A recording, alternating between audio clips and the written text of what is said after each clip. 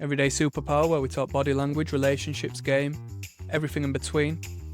I'm going to talk to you about peacocking today. It's a term we all know, or I won't blanket everyone, not literally everyone, but generally speaking, people know about peacocking. People who don't know about pickup artistry, people who don't know about game as such, know about peacocking. And even if you don't, I think it's relatively explanatory if you just point someone out and say, oh, they're peacocking, and it's quite clear that they are. I think people understand from the get-go what you mean by peacocking, because a lot of people know what a peacock is and why they're such a marketable bird, really.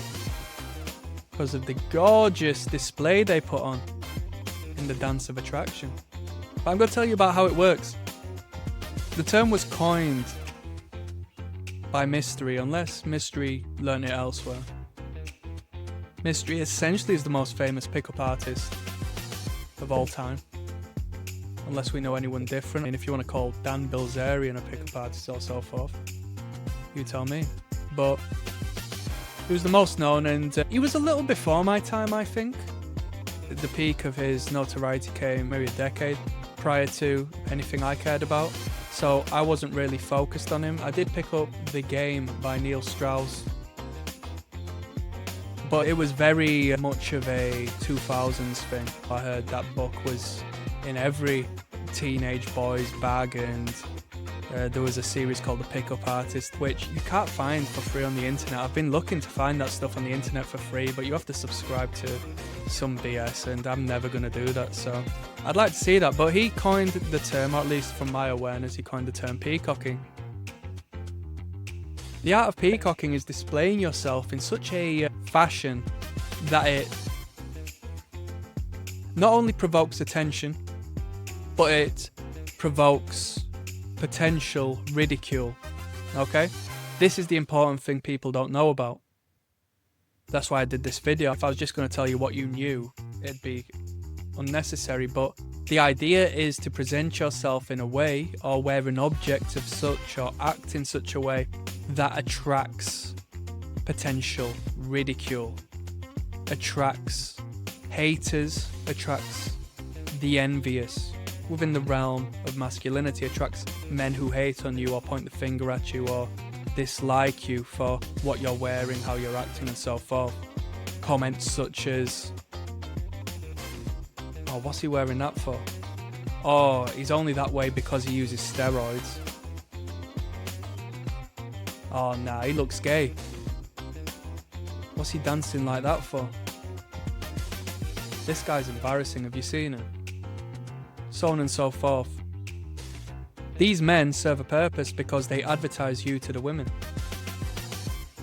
These men do you a favour because this active, clear envy and jealousy and attention given to you, whereas you as the peacocker aren't giving this man attention, delivers a clear symbol of the hierarchy that resides, the pecking order. You are above them because they're looking up to you and you don't even acknowledge them, right? That woman acknowledges that outside of her conscious awareness. It's within her biological reality that she understands who is the dominant within the field. The fact that you present yourself in such manner, with such confidence, with such nonchalance, although you attract the negative attention, although it's clear that you have put that on knowing you will attract negative attention, this is the fact that you're just weird, that you're just odd, right?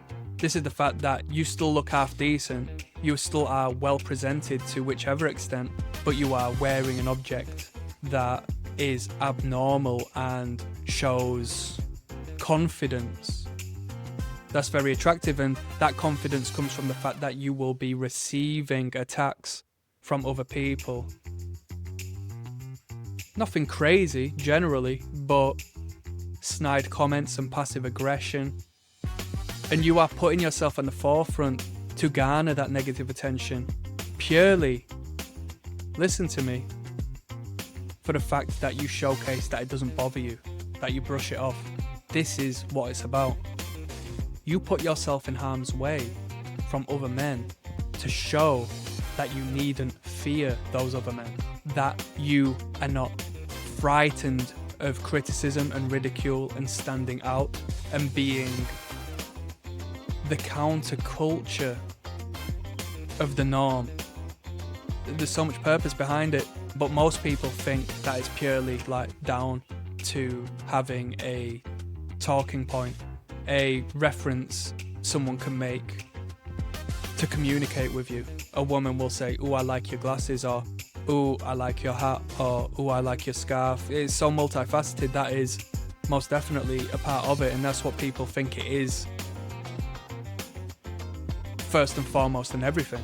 That's the whole purpose behind it. But no, there is a evolutionary biological principle at play here, which is deeper than most people would consider, and that's the fact that you are going out there into the animal kingdom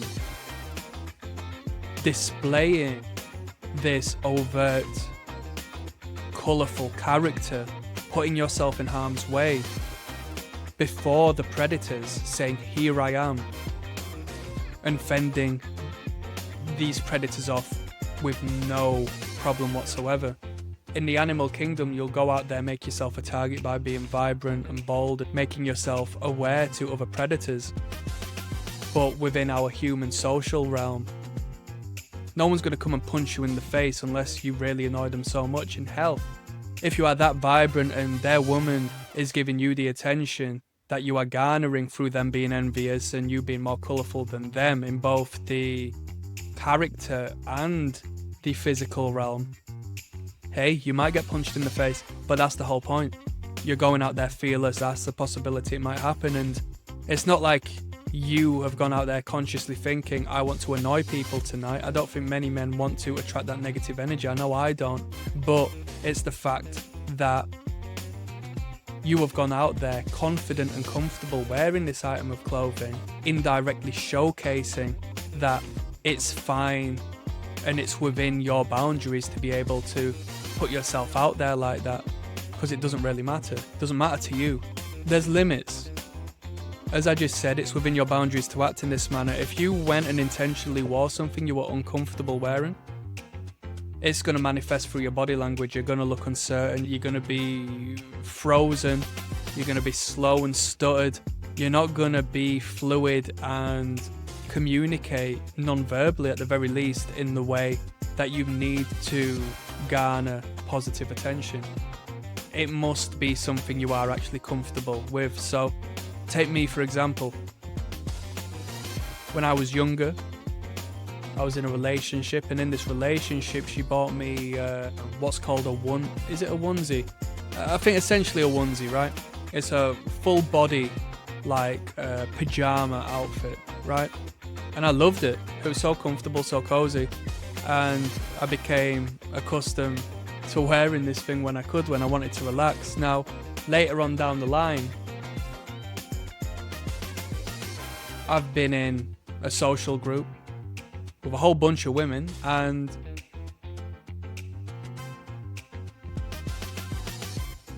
someone left a onesie unopened, completely fresh, and I said, "Yo, can I have that?"